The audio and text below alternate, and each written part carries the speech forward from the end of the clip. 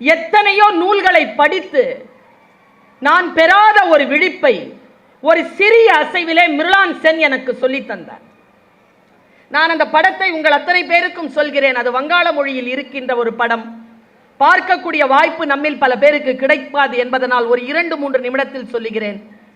ஒரு 30-35 வயசு பொண்ணுங்க, வேலைக்கு போறா, கல்யாணம் ஆகல.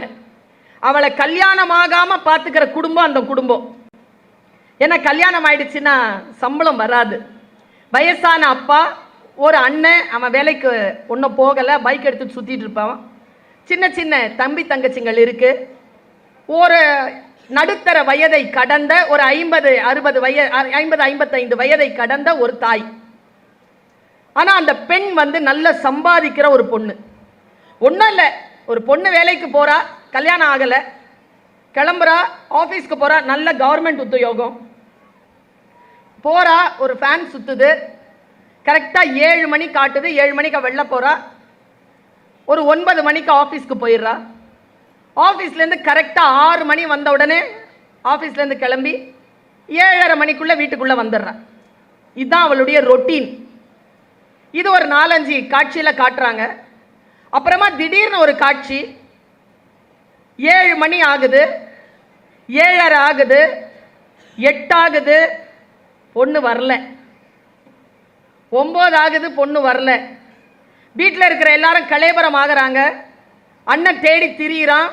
ஆஸ்பத்திரிக்கு போய் பார்க்குறாங்க, மார்ச்சுவரியில் போய் பார்க்குறாங்க, போலீஸ் ஸ்டேஷனில் போய் பார்க்குறாங்க, தேடி திரியிறாங்க அந்த பொண்ணை.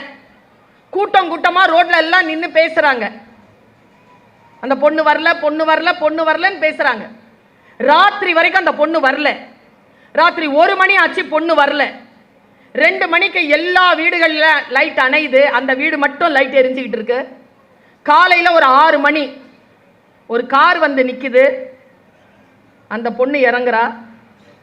இறங்கி வீட்டுக்குள்ளே போகிறா. எல்லாரும் அவளை பார்க்குறாங்க. தலை குனிஞ்சுக்கிட்டே மாடிக்கு ஏறி போயிட்டா.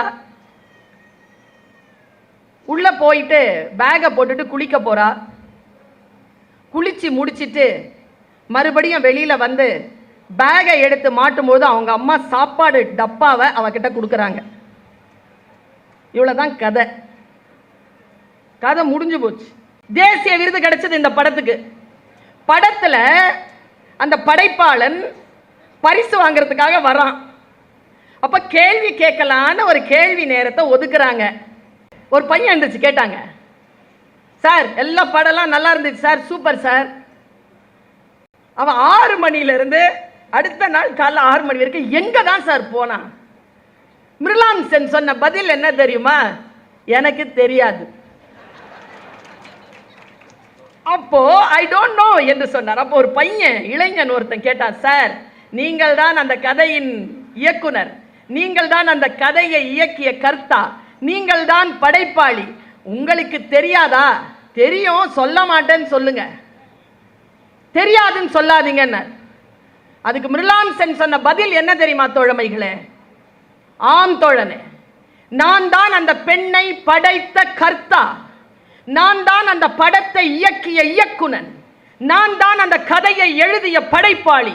இருந்தாலும் ஒரு பெண்ணின் அந்தரங்கத்தை எட்டி பார்க்கக்கூடிய தகுதி எனக்கு இருப்பதாக நான் கருதவில்லை, எனக்கு தெரியாது என்று அவர் சொன்னார். இதுக்கு பேர் தாங்க கல்வி. அதனால்தான் வங்காள நாடு கல்வியில் சிறந்து இன்னைக்கும் இருக்குது.